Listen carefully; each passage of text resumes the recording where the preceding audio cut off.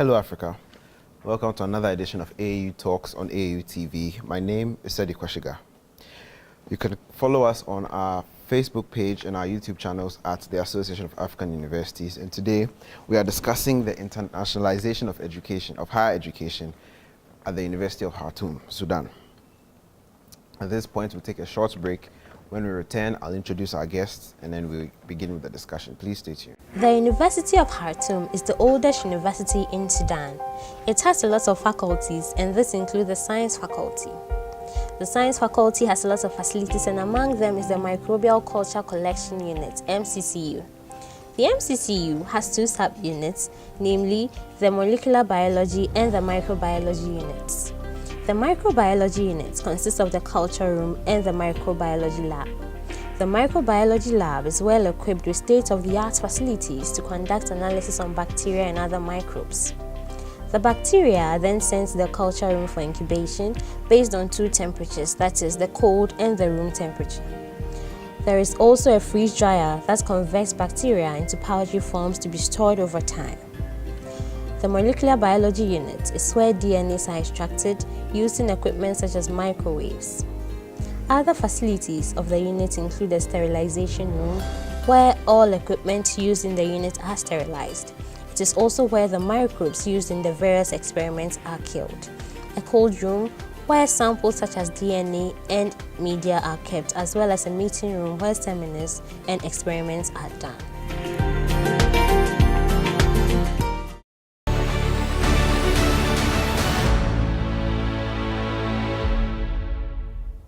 Welcome back, Africa. As I mentioned before we went on the break, we are discussing the internationalization of higher education. And today we are in the University of Khartoum in Sudan, and we are speaking to Professor Abu-Bakr Osman Mohamed, who is the Director of the External Relations Office. Prof, to start with, could you just give us some information about what you do at the External Relations Directorate? In fact, as the Director of External Relations, they are responsible for many tasks. But first of all, let us have a brief introduction about emergence of this directorate. You know, every university should have a body that is responsible for its relation with the surroundings. Directorate of Scientific Research and Cultural Relation was the former name and department for such task, emerged during the propagation of the university during the 70s of the last century. After that, the task for scientific research started to take its load, and so the department has been emerged into two different departments.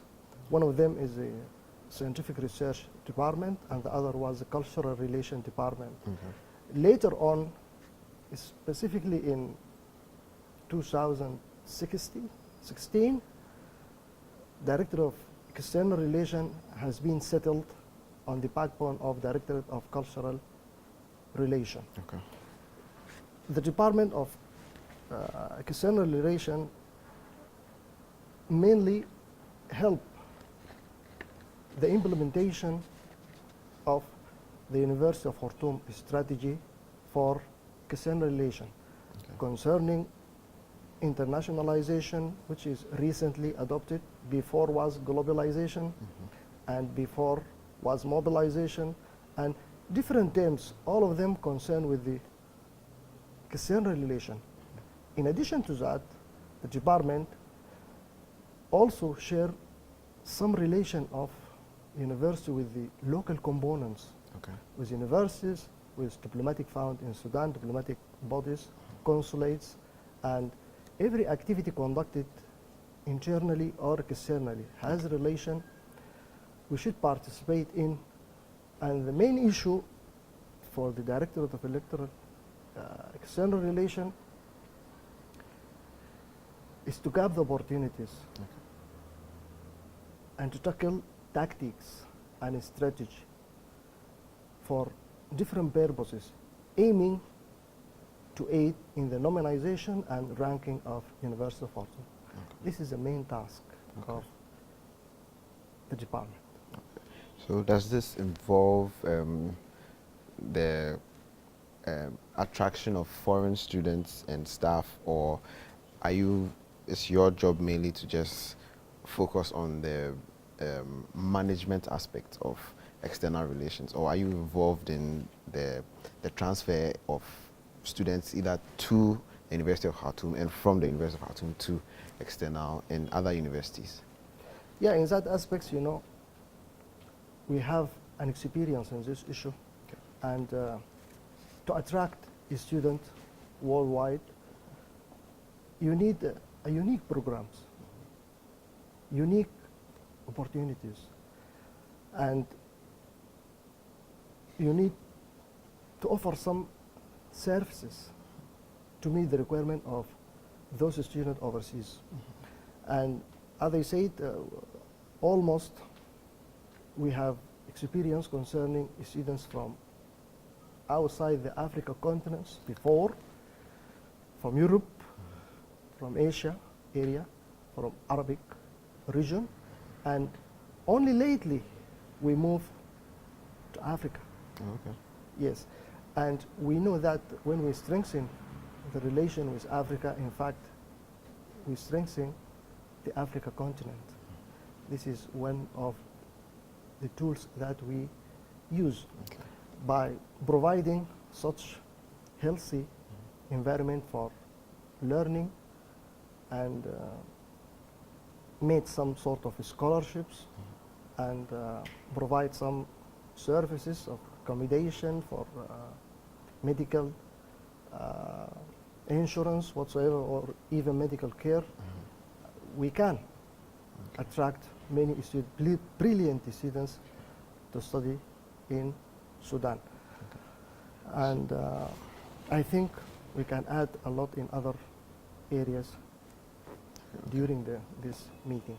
Okay. Yeah. So with the advancement of technology, now there are a lot of schools that offer distance programs. Do you do something similar, especially for students who may want to come, but for one reason or the other can't come here physically? Do you have programs that they can take your courses online, or what do you do for such people? I think now there is a faculty for distance learning. Okay. Has been grown up now, and I think this faculty is in the process of practicing such technique of it's an educational tool, you know, and I think they are capable to do much of attraction for students out of Sudan. And the new thing is that University of Khartoum issued, for example, a trial for distance learning, Okay. and it succeed for that by issuing such regulation concerning the distance learning, and we are proceeding in that aspects. But what I can say in this aspects, there is an existing now faculty for distance learning, and is proceeding. Okay. So in terms of this external relations, do you have teaching faculty from other universities coming here, and do you have some of your faculty members going to other universities to also teach and gather some experiences? I think you mean exchange of staff. Exchange of staff, yes. Yes. University of Khartoum has been established in 1904, Okay. and had a huge experience in donating and receiving of teaching staff from different regions of the continent, from Europe, from USA, from Asia, Arabic region, from Africa, and we are the experience house for this type of mobilization of educational staff in Sudan. We are the oldest university in the region, I know. Yeah. So we are an experience house for this event, and it is one tool of the recognition concerned with internationalization. So, yes. Okay. So could you tell us some of the benefits that your university has derived from these exchange programs? Many benefits. Okay. One of them is the structure of our curriculum concerning different faculties, the educational tool and aspects related to the process of education itself, the approach of conducting some sort of lectures, some sort of training, some sort of practical aspects. All of them we have considered, and we have negotiated a lot with different visitors come to University of Khartoum from different parts of the world, and it was amazing. Really, it was very amazing that to share thoughts with others out of the boundaries. We benefit a lot. So looking to the future, what are some of the program areas that the University of Khartoum would like to focus on so that they can continue to collaborate at an international level while also remaining competitive? I think the best items that we need to concentrate in the future, according to our strategy that we built in internationalization, is to go deep with joint research and joint degree programs. Okay. We have double degree programs. We practice combined degree programs, and now we need to concentrate on the joint degree program because of the benefits, but still we have some sort of tickles we need to take care of concerning the issue. The joint degree program is going to make full utilization. We know it needs some sort of unifying the curriculum layout between parties, which might be somehow, it's not difficult, but it is hard task. And for the benefit, we are going to take the hard task. The student is going to be exposed to different educational environment with different educational tool, and is going to be subjected to different thought transfer. Is going to benefit a lot. This is one way to be recognized among the famous universities. This is one way. The other way is that we have many sources and resources for of interest for Africa, specifically in the research concerning the natural products. For example, is in agriculture, in the veterinary products, or animal products, and so on. So we have a lot to share with other African universities. Okay. So we concentrate on the coming 10 years on the joint research program and the joint research degree programs. So from what you said, it seems that harmonizing educational curricula is an important thing. Is that the way forward for Africa, to have a degree that works in not just your country but all over Africa? Well, in fact, we have an experience with Pretoria University. We have experience with most of Egyptian universities, and I think there is no problem to dialogue such even among other partners and other universities. The thing is that Africa is rich in resources. This you cannot find anywhere. It's rich in resources, rich in the green, rich in the I don't know how to say, but number of kettles, number of camels, number of all these things rich. So we need to make Africa rich in human resource also. Once we make use of this, we make the benefit of all. We can make the benefit of all. So I think this is a way to break through. This is a way. This is one of the ways to break through to collaborate between different African universities. Okay. So can you tell us some of the success stories of these collaborations that you've had with other universities? Some stories like with Pretoria, as I think, in the field of education, the field of training, even in the field of water resources now. Okay. Yes. And with Africa, we have University of Cairo, University of Alexandria, University of Ain Shams, and we have many collaborative memorandum of understanding and agreements viable, and we benefit a lot of. And with Africa, during only more lately, the relation is directed towards Africa.